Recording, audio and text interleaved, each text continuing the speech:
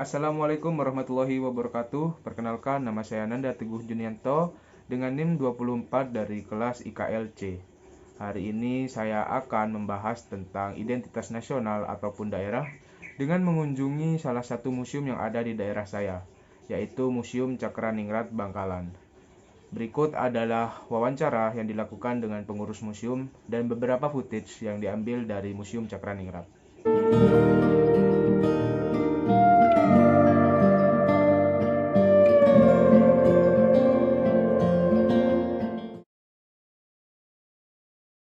13 Maret 2008. Awal-awalnya benda-benda peninggalan Cakraningrat ini asalnya dari air mata. Ya, di Arusbaya. Itu atas Yayasan Prakasa dari Yayasan Kona. Sekitar tahun 50-an itu dihimpun benda-benda peninggalan dari Cakraningrat. Awalnya, kemudian setelah dihimpun ditaruh di sana, taruh di makam air mata dulu. Kemudian tahun 75 pindah ke Pendopo Agung. Di belakang rumah dinas Bupati. Ya. Meskipun satu komplek di sana. Kemudian baru tanggal 13 Maret 2008 pindah sini. Gamelan. Oh, paling mana gamelan? Iya, gamelan itu sekitar tahun 1800-an. Kami setahun 1 juta, Mbak. 1 juta orang ya pengunjung. Buka dari jam 8 sampai jam 3 sore. Itu hari kerja, Mbak. Sabtu Minggu kami tutup. Tapi kalau misalnya ada pengunjung yang kepingin datang terus pengen wawancara hari Sabtu itu kami bisa. Ini kami punya 2 jupel, Pak. Yaitu yang bagian membersihkan, ya paling seminggu sekali membersihkan ini gamelan gitu. Atau inilah membersihkan itu.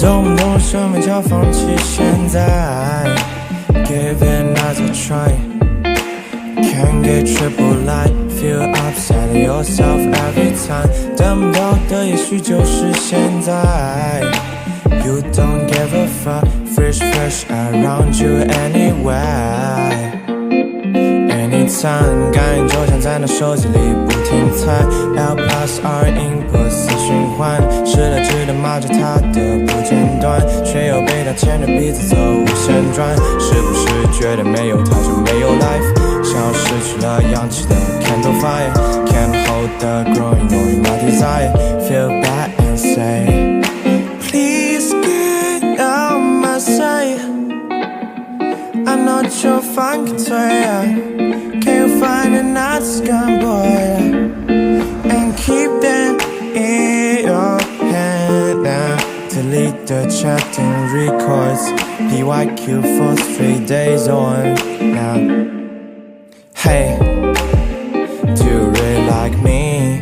Tryna get closer, see But that's just your camouflage Like that, knowing you lie Spend the lonely night Better to play.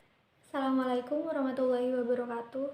Perkenalkan, nama saya Irena Triwidya Suti dengan NIM 2103411000006. Saya dari kelompok 1 kelas C program studi ilmu kelautan. Pada kesempatan kali ini saya akan memperkenalkan salah satu tempat yang menjadi ciri khas dari Kabupaten Bangkalan, yaitu Mercusuar Sembilangan.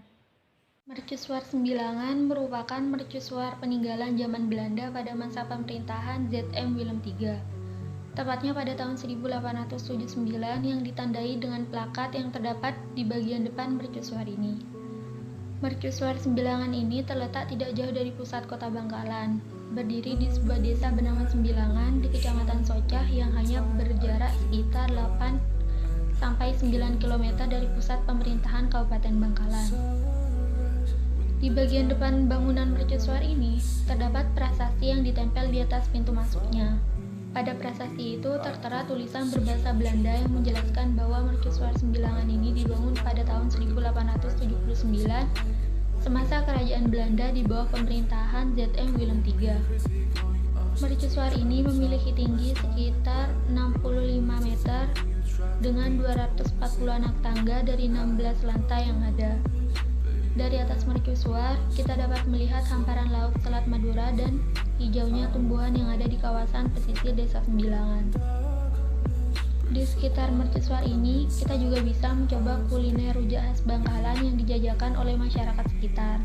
Mercusuar Sembilangan ini dulunya berguna untuk membantu navigasi hilir mudik kapal yang lewat agar menghindari daerah yang rawan seperti batuan, karang, serta daerah laut dangkal. Sumber cahaya yang digunakan pada lampu mercusuar pada umumnya mulai dari api, lensa, hingga lampu. Dan seiring perkembangan zaman, mercusuar di seluruh dunia telah merosot dikarenakan penggunaannya yang telah tergantikan oleh GPS. Ketika berkunjung ke sini, sayangnya saya tidak diperbolehkan naik ke atas atau berada di sekitar area mercusuar. Dan area mercusuar tersebut tertutup untuk umum. Dulunya mercusuar ini pernah terbuka untuk umum, namun setelah dipasang alat khusus navigasi dan diperbarui, barulah mercusuar ini ditutup agar tidak dirusak oleh tangan-tangan jahil dan untuk menjaga mercusuar ini sendiri. Meskipun tidak bisa naik ke puncak mercusuar, kita bisa menikmati area di sekitar yang sangat asri dengan banyaknya pepohonan, sejuknya semilir angin, dan rerumputan yang indah.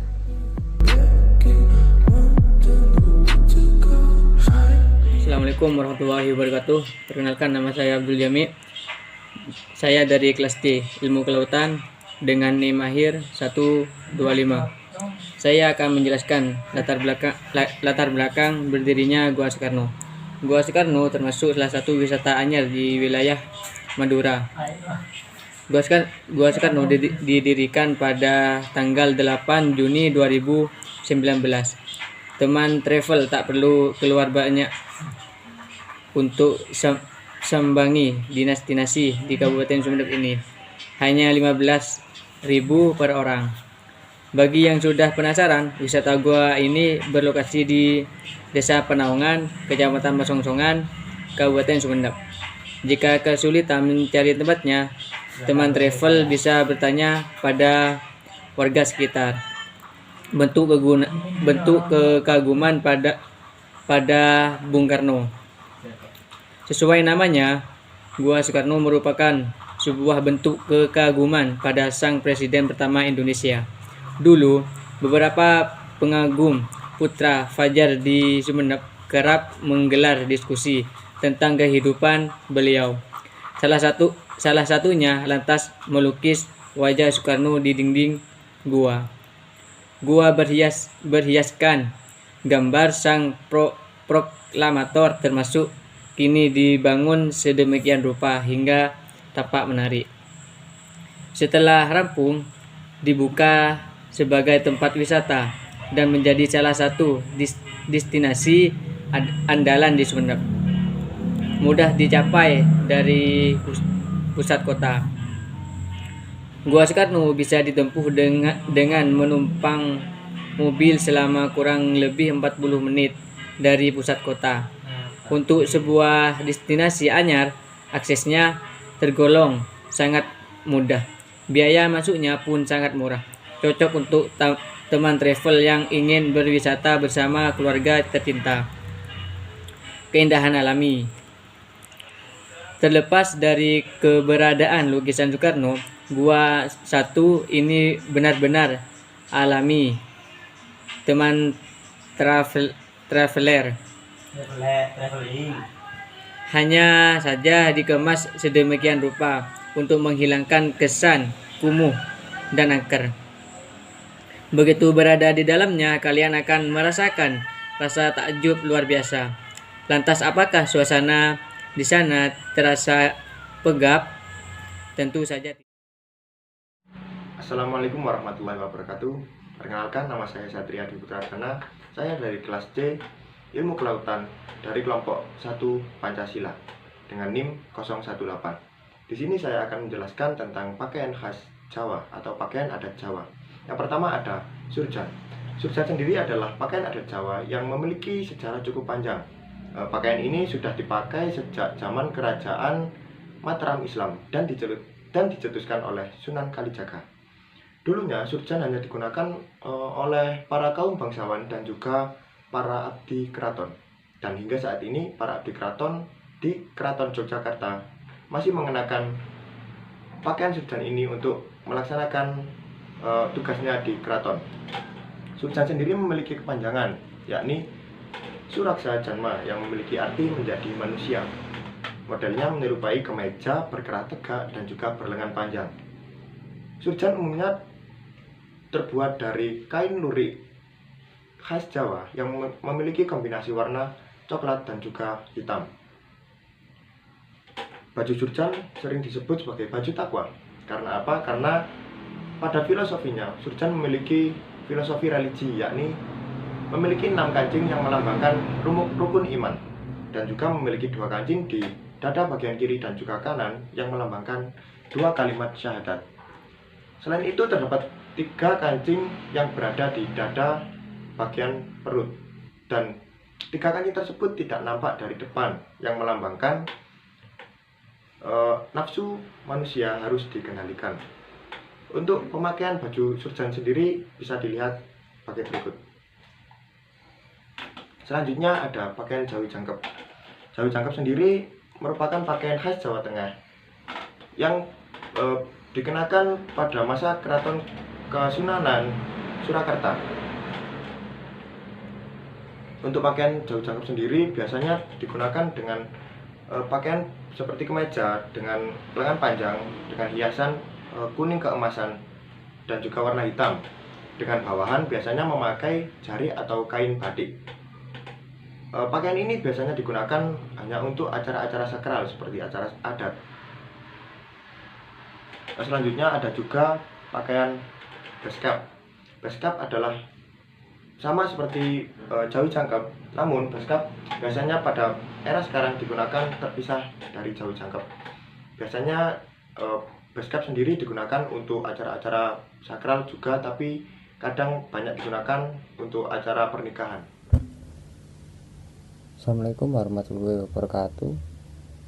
Perkenalkan, nama saya Muhammad Nukaliman Gumelar dari Prodi Ilmu Kelautan dengan NIM 122. Nah, pakaian yang saya pakai ini adalah sorjan. Sorjan merupakan pakaian adat khas Yogyakarta yang merupakan ciri khas dari Yogyakarta. Nah, pakaian ini biasanya dikombinasikan dengan bawahan selendang berupa selendang batik dan penutup kepala berupa belangkon. Pakaian ini biasanya digunakan untuk upacara adat, acara-acara adat, dan pertemuan resmi di Keraton Yogyakarta. Tidak hanya itu, pakaian ini memiliki ciri khas tersendiri.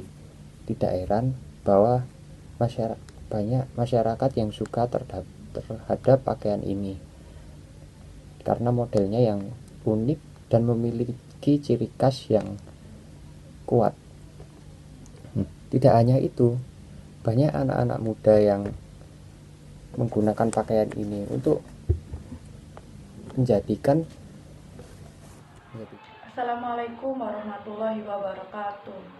Perkenalkan, nama saya Felani Arwanda Sarosabila dari program studi Ilmu Kelautan kelas C dan kelompok 1 dengan NIM akhir 36. Di sini saya akan menjelaskan mengenai pakaian adat yang ada di Jawa Timur. Jawa Timur memiliki banyak sekali keragaman budaya, salah satunya adalah pakaian adat. Pakaian adat dari Jawa Timur ini merupakan simbol bagi keutuhan budaya Jawa Timur itu sendiri yang masih dilestarikan hingga saat ini. Bahkan masih ada yang menggunakan pakaian adat dalam kegiatan sehari-hari, khususnya di Madura yang memang terkenal dengan ketaatan terhadap adat istiadat setempat. Jawa Timur merupakan tempat di mana para pahlawan dilahirkan. Dengan demikian, Jawa Timur tidak dapat dipisahkan dari sejarah bangsa Indonesia. Dengan begitu, pakaian adat dari Jawa Timur ini juga merupakan identitas budaya bagi Jawa Timur. Terdapat berbagai macam jenis pakaian adat dari Jawa Timur, salah satunya adalah baju Cak Daning, seperti ini. Baju Cak Daning ini adalah pakaian adat Jawa Timur yang khususnya di Surabaya, yang biasanya digunakan pada saat kontes pemilihan bujang dan gadis atau kontes Cak Daning. Baju Cak adalah baju untuk pria yang terdiri dari beskap dan celana kain yang dilapisi dengan jari. Terdapat saku yang terletak di dada kiri pada beskapnya. Saku ini biasanya digunakan sebagai tempat penyematan aksesoris kuku macan serta sabut tangan yang berwarna merah. Sedangkan baju ning ini adalah baju untuk wanita yang terdiri dari kebaya dan jari serta tambahan kerudung selendang yang memiliki motif renda. Tidak lupa ning juga memiliki aksesoris sebagai pendukung penampilannya seperti giwang atau anting, gelang, dan selop. Baju Cak Daning ini memiliki desain yang sederhana.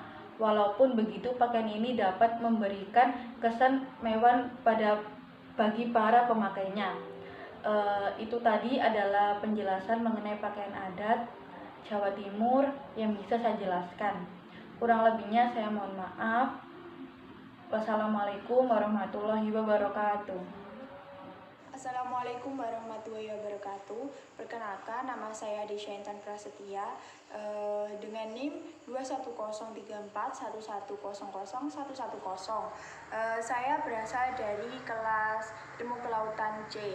Di sini saya akan menjelaskan mengenai rumah adat Jawa Timur, yaitu joglo. Joglo adalah rumah tradisional yang ada di Jawa Timur atau bisa terdapat di daerah lain di Indonesia yang memiliki 4 tiang utama. Rumah tradisional ini memiliki 2 bagian, yakni rumah induk dan rumah tambahan.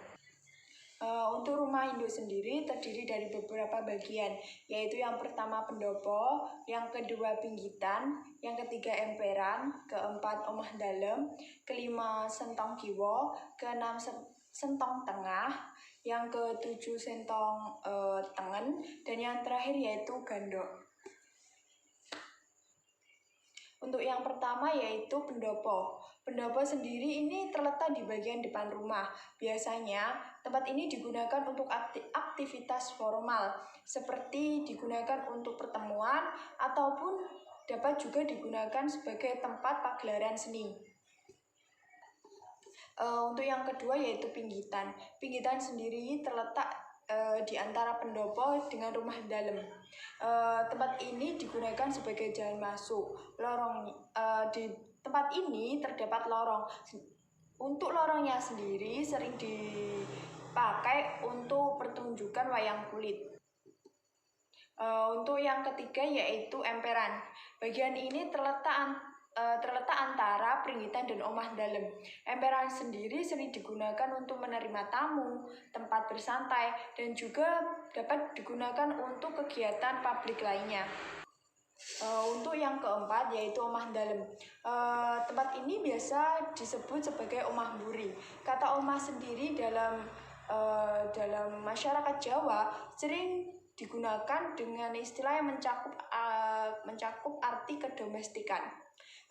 Kedomestikan sendiri yaitu sebagai sebuah unit tempat tinggal. Untuk yang nomor 5 yaitu sentong kiwo. Bagian ini terletak di sebelah kiri dan terdiri dari beberapa ruangan yang ada. Untuk tempat ini sendiri berfungsi berbagai fungsi, yaitu bisa jadi sebagai kamar tidur, gudang, dan juga dapat digunakan untuk tempat menyimpan persediaan makanan. Untuk yang keenam yaitu sentong tengah.